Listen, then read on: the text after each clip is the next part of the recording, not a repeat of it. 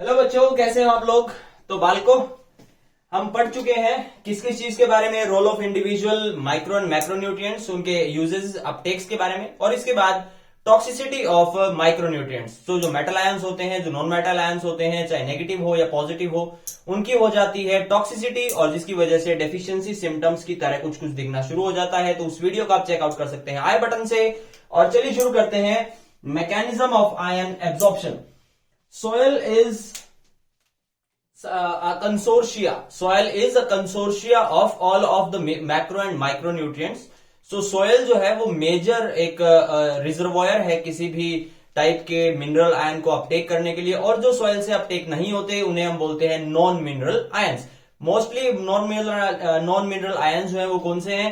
Carbon, oxygen and hydrogen. इसके अलावा sulphur dioxide और सल्फर ट्राइऑक्साइड, ये दोनों जो चीजें हैं इनको भी सॉफ्टवेयर से एटमॉस्फेयर से अपटेक किया जा सकता है। नॉट सॉफ्टवेयर, एटमॉस्फेयर, ठीक है। और इसके बाद कुछ नाइट्रोजन जो है वो प्लांट डायरेक्टली अपटेक नहीं कर सकते, तो उसके लिए जो माइक्रो ऑर्गेनिजम्स हैं वो रिस्पॉन्सिबल हैं। तो कभी कभार जो नाइट्रोजन है वो भी नॉन मिनरल में चला जाता है। शुरू करेंगे मैकेनिज्म ऑफ आयन एब्जॉर्प्शन के बारे में। तो ट्रांसपोर्ट ऑफ सोल्यूट दो तरीके से होता है, एक होता है सोयल टू सेल और दूसरा होता है अक्रॉस द सेल मेम्ब्रेन। सबसे पहले सोयल जो है वहां से अपटेक होगा, कहां पे जाएगा? सेल के अंदर जाएगा, और फिर वो सेल से ट्रांसपोर्ट होता है बाकी across the cell membrane toward the sink. और फिर उसके बाद आता है आयन एब्जॉर्बिंग रीजन्स। देखिए, किसी भी प्लांट के कोई भी पार्ट है वो अपने अपने काम के लिए अलग अलग से डिफरेंशिएटेड है। लीव्स करती है फोटोसिंथेसिस, फ्लोएम का काम है transport of mineral prepared food, xylem का मिनरल और वाटर ट्रांसपोर्ट, रूट का काम एब्जॉर्प्शन एंड अपटेक का, और स्टोरेज ऑर्गन्स का काम है किसी चीज को स्टोर करने का। तो यहाँ पे रूट का जनरल डायग्राम आपके पास है। These are the regions of root. इसमें कौन कौन से रीजन होते हैं? फॉरवर्ड मोस्ट रीजन होता है रूट कैप, जो प्रिवेंट करती है इन पेरेंकाइमेटस सेल को। पेरेंकाइमेटस सेल कौन से होते हैं? ये होते हैं बहुत ही डेलिकेट से सेल्स, जो अगर कंटिन्यूअसली ग्रोथ हो रही है, ठीक है, तो अगर ये लगातार सॉइल के पार्टिकल के साथ फ्रिक्शन करेंगे तो दे कैन डैमेज देमसेल्व्स, और इसीलिए जो रूट कैप है वो प्रेजेंट होती है। मेरिस्टम, मेरिस्टम का मतलब है यहाँ पे डिवाइडिंग पेरेंकाइमेटस सेल्स प्रेजेंट हैं, जो क्या करेंगे? इसके ग्रोथ के लिए रिस्पॉन्सिबल है। इसके बाद आता है रीजन ऑफ इलोंगेशन।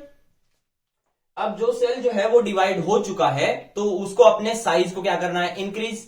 और साइज को इंक्रीज करने के लिए इलोंगेशन का जो पार्ट है, यानी इलोंगेशन की जो रीजन है रूट का, इसमें होता है सेल के अंदर वैक्यूल फॉर्मेशन। तो ये सब जो चीजें हैं।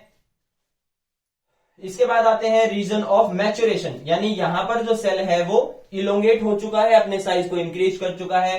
रीजन ऑफ मैच्योरेशन में क्या होगा? सेकेंडरी जो भी सेकेंडरी मेटाबोलाइट्स हैं उसकी वॉल्स के ऊपर, जैसे जाइलेन है, हेमिसेल्युलेज है, या डिफरेंट टाइप ऑफ पैक्टेट्स जो है वो इसके सेल मेम्ब्रेन के ऊपर अटैच होने, लिग्निन जो है वो उनके ऊपर अटैच होने शुरू हो जाते हैं, जिसकी वजह से यहां से सेल पहुंचता है यहाँ पे, यहां तक जाते जाते वो पेरेन्काइमा से कोलेनकाइमा में चेंज हो जाएगा। इसके बाद जब ये सेकेंडरी ग्रोथ शुरू करेगी, ये जो रीजन है ये सेकेंडरी ग्रोथ शुरू करेगा, तो इससे बनती है बार्क। बार्क यानी outermost hardest covering of a plant, ठीक है। बट उस बार्क के अंदर कुछ क्रैक्स हमें दिखाई देते हैं। अब ये जो चार रीजन्स मैंने आपको बताया, एक रीजन मेरिस्टेम रीजन, इसको हम बोलते हैं root apex. This is root apex. Second region है इसमें region of elongation, third region है इसमें रूट हेयर्स, और फोर्थ है इसमें बार्क। यानी ये चारों ही रीजन रिस्पॉन्सिबल हैं आयंस के अपटेक करने के लिए। कौन कौन से? 1, 2, 3 और 4, ठीक है।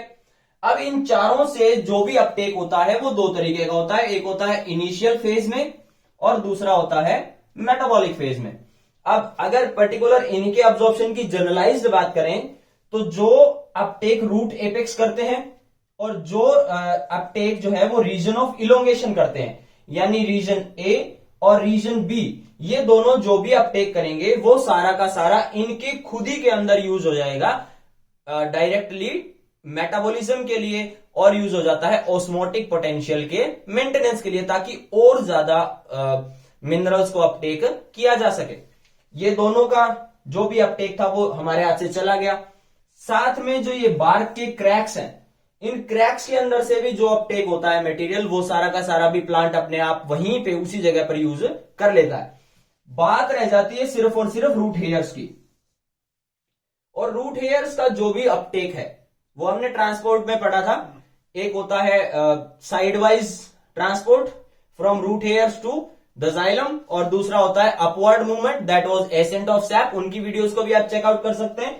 तो ये जो रूट हेयर्स हैं ये अपटेक करते हैं जब भी किसी भी सोल्यूट को, वो किसके अंदर होता है, हमेशा वो घुला हुआ रहता है वाटर में, और ये जाइलम के अंदर उसको भेज देते हैं। उसके बाद शुरू होता है दो तरीके का, यानी रूट हेयर्स के अंदर या बाकी चारों में भी दो तरीके का ट्रांसपोर्ट होगा। तो हम आ जाते हैं इनिशियल फेज पे। और इनिशियल फेज देखिए, ये है एक प्लांट का मैच्योरेशन रीजन। और मैच्योरेशन रीजन में क्या हो रहा है, कॉर्नर्स पे लिग्निन जो है वो डिपॉजिट होना शुरू हो गया। जो इसकी वॉल है उस पे हेमीसेलुलोज की डिपोजिशन चालू हो जाती है। तो ये कुछ जनरल कैरेक्टरिस्टिक्स हैं जो मैच्योरेशन रीजन के लिए पर्टिकुलर हैं। और यहां से एक जो आउटर मोस्ट वॉल होती है, यानी जो एपिडर्मिस है, वहां से रिलीज होता है रूट हेयर। और रूट हेयर हमेशा सिंगल सेल थिक होता है। इसका मतलब जब भी अपटेक होगा इनिशियल फेज का, तो वो ऑलवेज होगा from the wall and out of the cell. ठीक है, वो ट्रांसफर कहां से होगा, आउट ऑफ द सेल, इस तरह से। यानी वाटर जो है फ्री स्पेस में मूव करता है। फ्री स्पेस कौन सा, आउटर स्पेस। अब आउटर स्पेस कौन सा, this is between the cell membranes. Second condition इसमें क्या आती है, this is passive, this is just diffusion और ऑस्मोसिस। ये कभी भी एक्टिव अपटेक नहीं होता। तीसरी कंडीशन, फास्ट होता है but for shorter duration.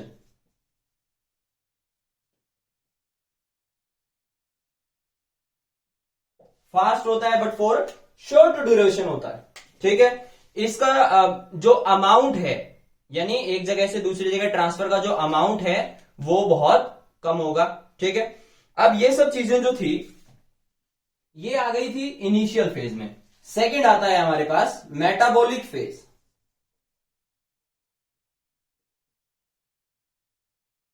Second is metabolic phase. Now metabolic phase is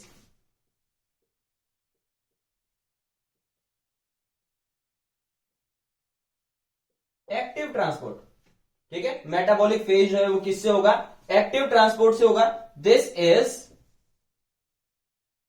from inner space.